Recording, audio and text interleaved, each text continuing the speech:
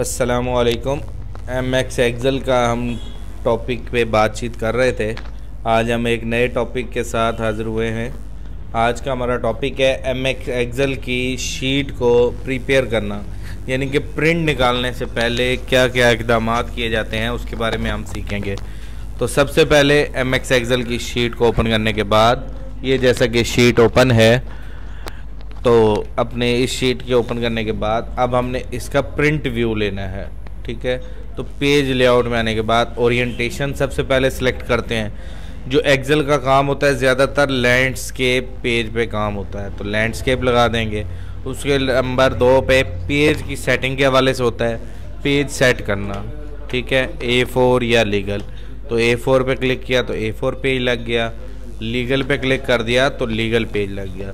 तो ये हमने जोन सा पेज लगाना होगा वो पेज सेलेक्ट कर देंगे। तो ज़्यादातर A4 ही लगाया जाता है, A4 सेलेक्ट कर देंगे।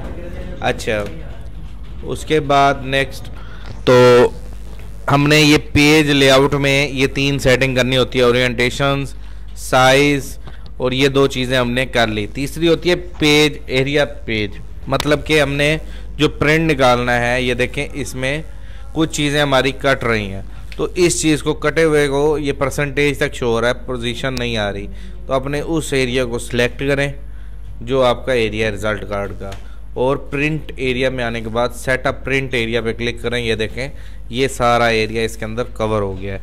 अब जब आप प्रिंट निकालेंगे तो ये पूरी की पूरी शीट आएगी और लॉक हो जाएगी।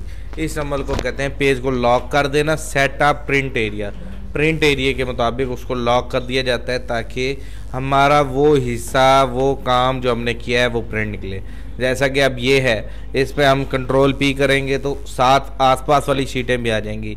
आपने इसका क्या करना है, सिंपल इसको ऐसे ड्रैग कर लेना है, यहाँ तक सिलेक्ट करना है, ड्रैग भी नहीं करना। सिलेक्ट करने के बाद सेटअप प्रिंट एरिया में जाएंगे और सेटअप प्रिंट एरिया कर देंगे। ये देखें पूरा उसके आसपास लॉक लग गया है। अब जब व्यू देखेंगे तो सिर्फ ये देखें एक शीट का व्यू निकलेगा।